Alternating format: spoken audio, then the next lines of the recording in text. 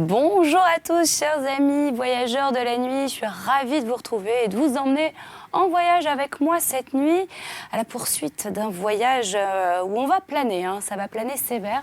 Alors on n'est pas en 1968 pendant la période de Woodstock, on va parler drogue, on va parler hashish, opium. Moi ça me rappelle une petite chanson cette phrase. Alors un poème sur le hashish, vous l'avez entendu, du vin et du hashish et de la poésie. Eh bien oui, Charles Baudelaire, en 1860, nous a écrit cette œuvre complètement incroyable qui a fait beaucoup de bruit à cette période en France. Et c'est vrai que vous allez être surpris, comme je le suis depuis le début de cette lecture. Et j'espère que vous avez pu voir précédemment les parties de lecture. Alors, si vous les avez loupées, c'est pas grave, vous avez le replay, voyage au bout de la nuit, un partie divertissement. Vous allez pouvoir donc retrouver toutes les vidéos loupées. Et moi, je vais avoir le plaisir donc de continuer cette œuvre dans un chapitre intitulé Le mangeur d'opium. Vous allez voir, vous allez planer sévère avec moi. Je vous emmène en voyage dans les paradis artificiels de Charles Baudelaire. Très bon voyage à tous et on se retrouve à la fin de cette émission. Un jour, elle était allée rendre ses devoirs à l'évêque et à sa famille, et celui-ci l'avait questionnée sur ses petites affaires.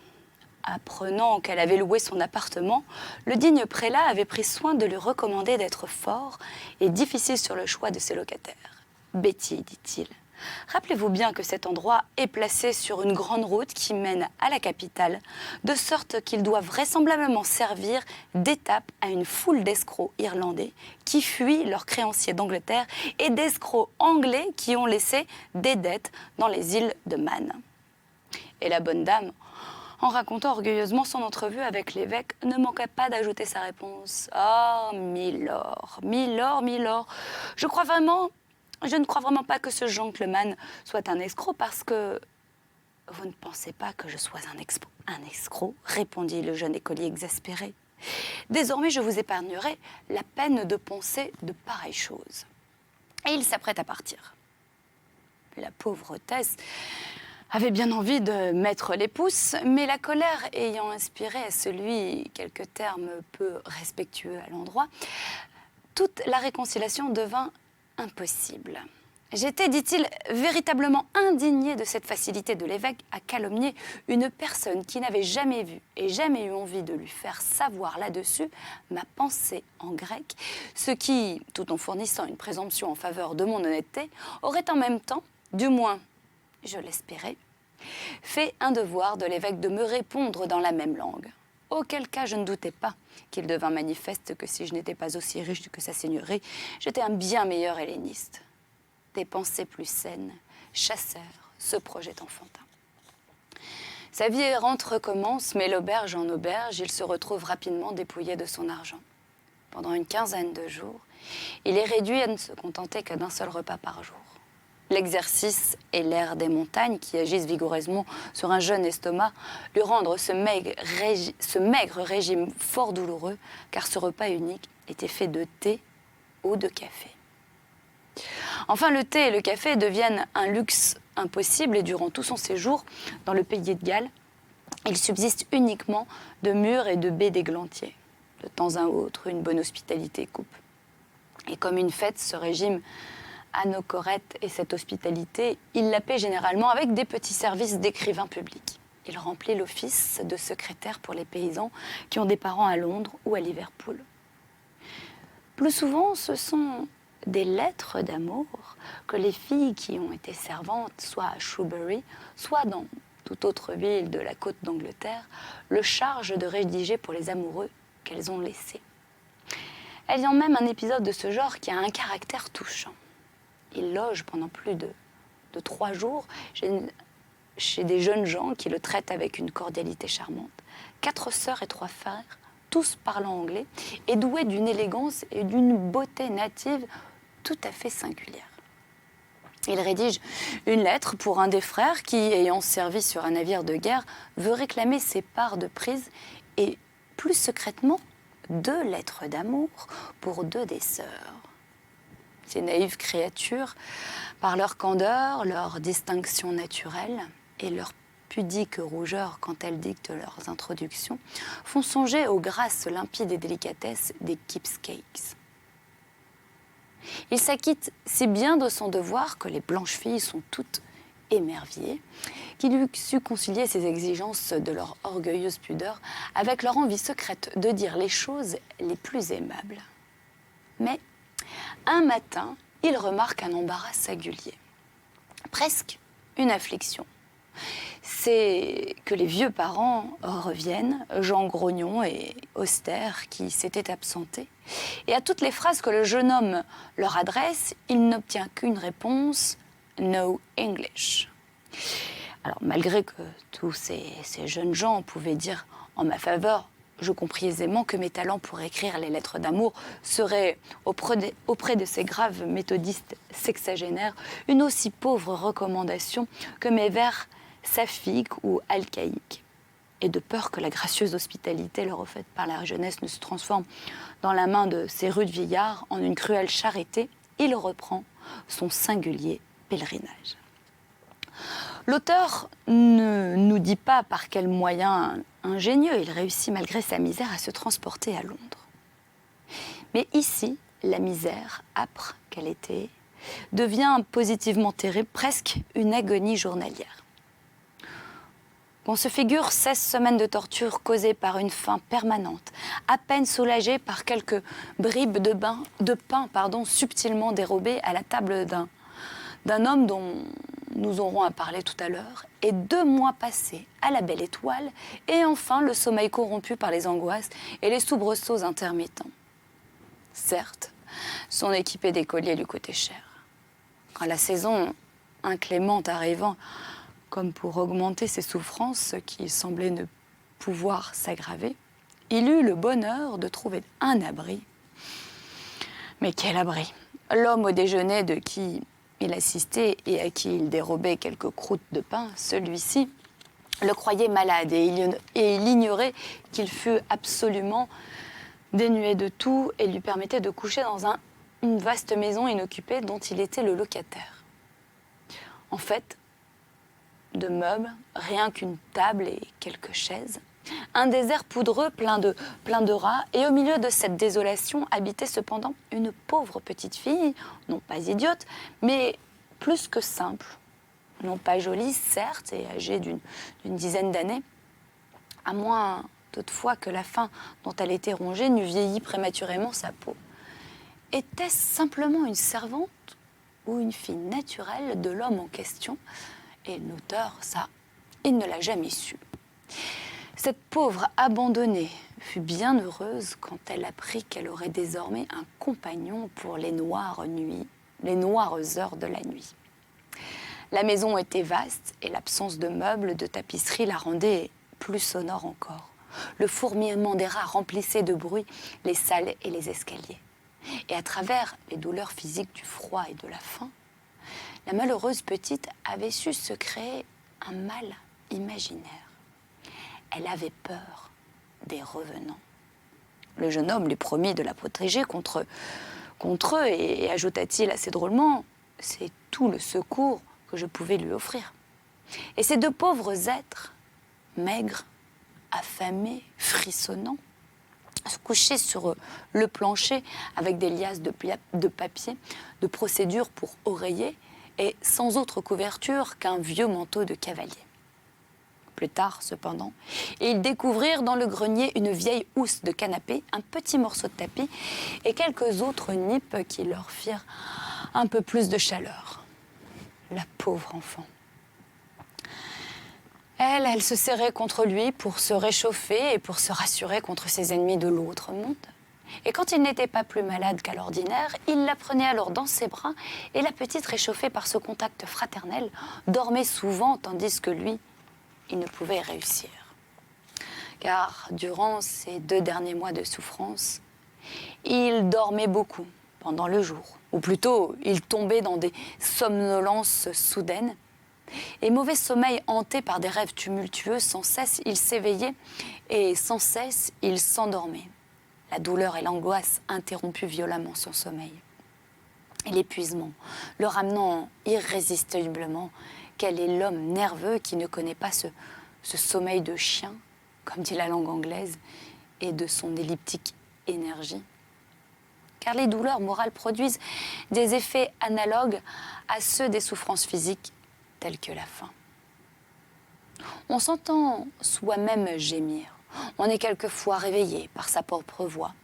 L'estomac va creuser sans cesse et, se contractant comme une éponge opprimée par une main vigoureuse, le diaphragme se rétrécit et se soulève. La respiration manque.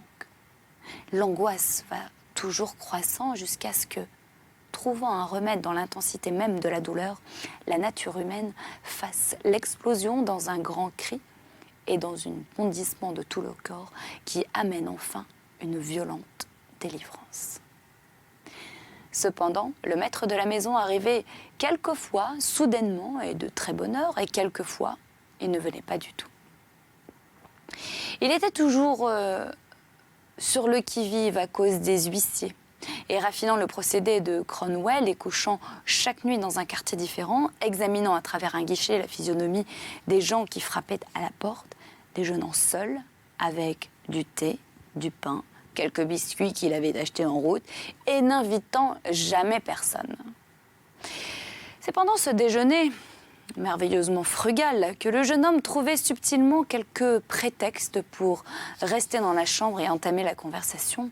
Puis, avec l'air le plus indifférent qu'il pût se composer, il s'emparait des derniers débris de pain traînant sur la table. Mais quelquefois, aucune épingle ne restait pour lui. Tout avait été englouti. Et quant à la petite fille, elle n'était jamais admise dans le cabinet de l'homme, si on peut l'appeler ainsi, un capharnaüm de paperasse et de parchemins. À 6 heures, ce personnage mystérieux décampait et fermait sa chambre.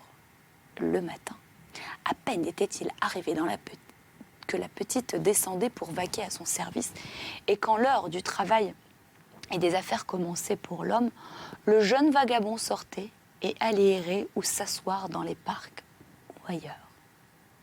À la nuit, il revenait à son gîte. Désolé, et au coup de marteau, la petite accourait d'un pas tremblant pour ouvrir la porte d'entrée.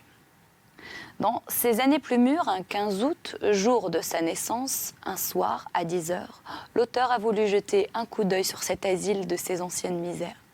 Et à la lueur resplendissante, un beau salon, il avait vu des gens qui prenaient le thé et qui avaient l'air aussi heureux que possible. Étrange contraste avec les ténèbres, le froid, le silence et la désolation de cette même bâtisse lorsque, 18 ans auparavant, elle abritait un étudiant famélique et une petite fille abandonnée. Plus tard, il fit quelques efforts pour retrouver la trace de cette pauvre enfant. A-t-elle vécu? Est-elle devenue mère? Nul renseignement. Il l'aimait comme son associée, en misère, car elle n'était ni jolie, ni agréable, ni même intelligente. Pas d'autre séduction qu'un visage humain, la pure humanité réduite à son expression la plus pauvre. Mais ainsi que l'a dit, je crois, Robespierre, dans son style de glace ardente, recuit et congelé comme dans l'abstraction, l'homme ne voit jamais l'homme sans plaisir. Mais qui était et que faisait cet homme, ce locataire aux habitudes si mystérieuses? C'était un de ces hommes d'affaires, comme il y en a dans toutes les grandes villes, plongés dans des chicanes compliquées, rusant avec la loi et ayant remisé pour un certain temps leur conscience en attendant qu'une situation plus prospère leur permette de reprendre l'usage de ce luxe gênant. S'il le voulait, l'auteur pourrait, nous dit-il, nous amuser vivement aux dépens de ce malheureux et nous raconter des scènes curieuses, des épisodes impayables. Mais il a voulu tout oublier et ne pas se souvenir que d'une seule chose, c'est que cet homme, si méprisable à l'égard à d'autres égards, avait toujours été serviable pour lui, et même généreux autant, du moins que cela était en son pouvoir.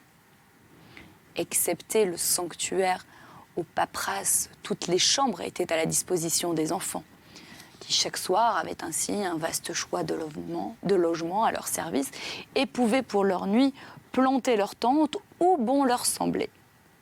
Mais le jeune homme avait une autre amie dont il est temps que nous parlions. Je voudrais, pour raconter dignement cet épisode, dérober, pour ainsi dire, une plume à l'aile d'un ange. Donc ce tableau m'apparaît chaste, plein de candeur, de grâce et de miséricorde.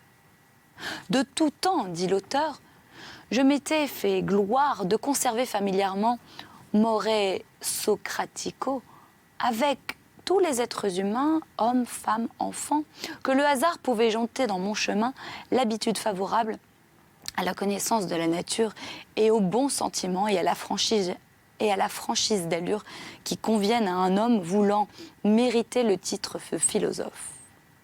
Car le philosophe ne doit pas avoir dans les yeux de cette pauvre créature bornée qui s'intitule elle-même l'homme du monde, rempli de préjugés, étroits et égoïstiques, mais doit au contraire se regarder comme un être catholique, en communion et en relation égale avec tout ce qui est en haut ou tout ce qui est en bas, avec des gens instruits, avec les gens non éduqués, avec les coupables, comme avec les innocents. Mais plus tard, parmi les jouissances octroyées par le généreux opium, nous verrons se reproduire cet esprit de charité, de fraternité universelle, mais activé et augmenté par le génie particulier de l'ivresse. Dans les rues de Londres, plus encore que dans le pays de Galles, l'étudiant émancipé était donc une espèce de péripapéticien, un philosophe de la rue, méditant sans cesse à travers le tourbillon de la grande cité. Et l'épisode en question peut paraître un peu étrange dans des pages anglaises, car on sait que la littérature britannique pousse la chasteté jusqu'à la pruderie. Mais ce qui est certain, c'est que le même sujet effleuré seulement par une plume française aurait rapidement tourné au shocking, tandis qu'il n'y a que grâce et décence. Et pour tout dire, en 2 mots, notre vagabond s'était lié d'une amitié platonique avec une péripapéticienne de l'amour, Anne. Et Anne n'était pas une de ces beautés hardies, éblouissantes, dont les yeux de démon luisent à travers le brouillard et qui se font une auréole de leurs effronteries. Anne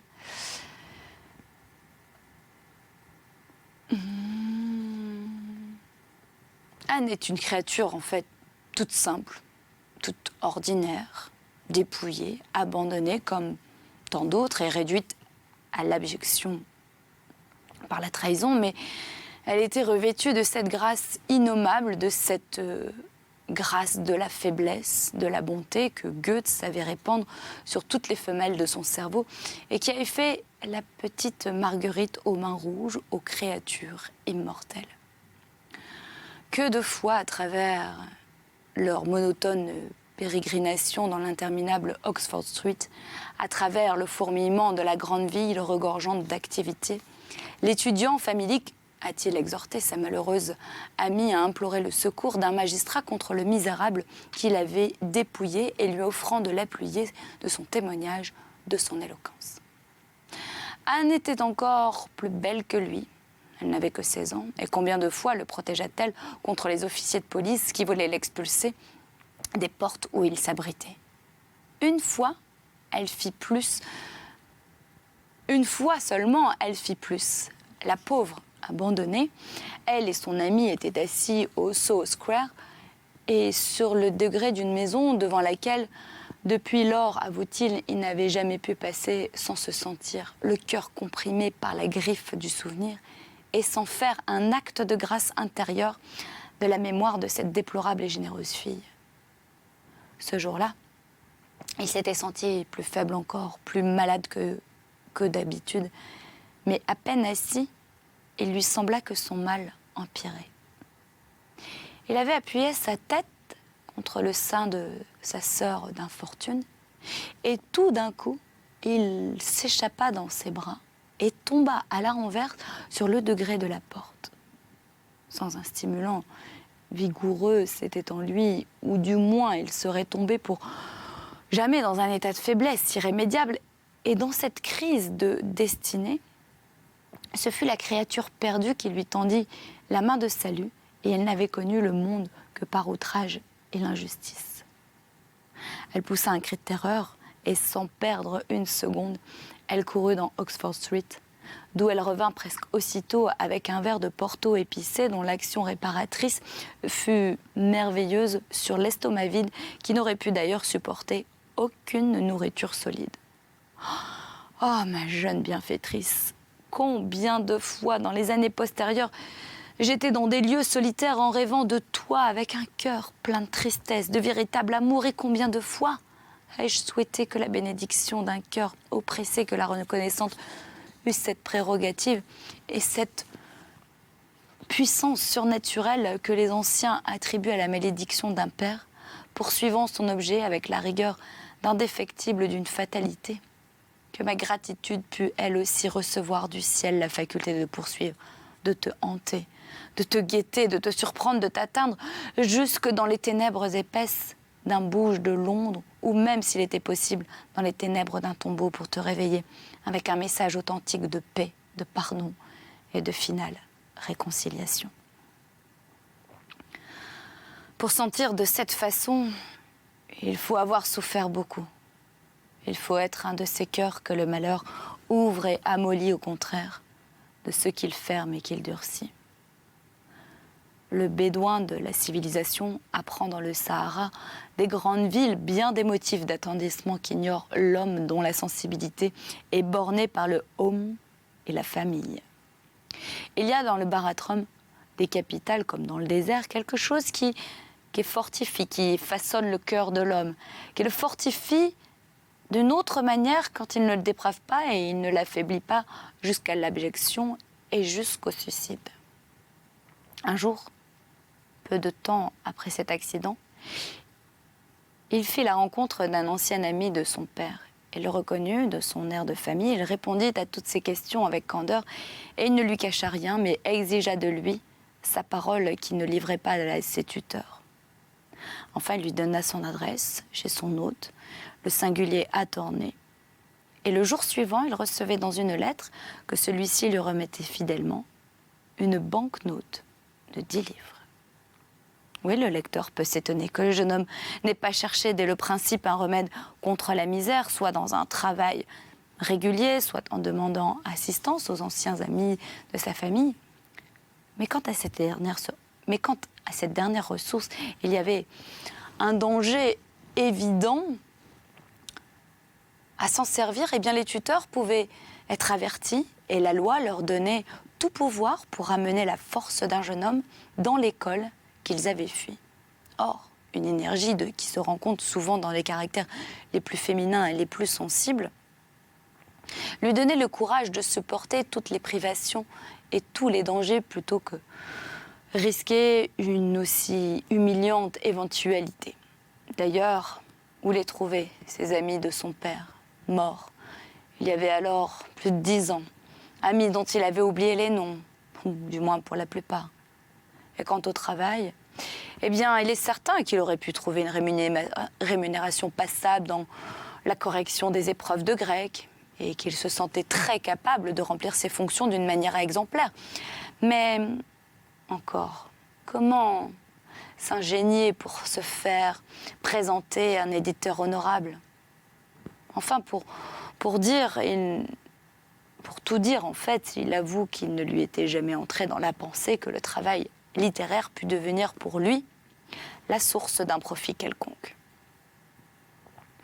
Il n'avait jamais pour sortir de sa déplorable situation caressé qu'un seul expédient, celui d'emprunter de l'argent sur la fortune, et qu'il avait le droit d'attendre. Enfin, il était parvenu à faire connaissance de quelques juifs que l'Attorney en question servait dans leurs affaires ténébreuses. et leur prouver qu'ils étaient de réelles espérances, là n'était pas le difficile, ces assertions pouvant être rectifiées par le testament de son père au Dr Commons. Eh bien, c'est déjà la fin. On ne m'a rien dit sur l'oreillette, mais je viens de jeter un petit coup d'œil sur le chrono qui est là, qui défile sous mes yeux. Et bien oui, c'est la fin de cette émission, mais nous allons nous retrouver très rapidement pour écouter donc la suite de ces paradis artificiels de Charles Baudelaire. Vous avez la possibilité de retrouver donc ces parties de lecture sur le site internet de D8, www.d8.tv, dans la rubrique divertissement, voyage au bout de la nuit. Je vous invite également à rejoindre les réseaux sociaux, la page officielle Voyage au bout de la nuit et la mienne, Marie-Lise d'Octobre officielle. Le hashtag VBN est également à votre disposition. Je vous embrasse bien fort et j'espère que vous serez au rendez-vous pour une lecture non pas sexe, drogue et rock'n'roll, mais hashish, vin et poésie. À très bientôt.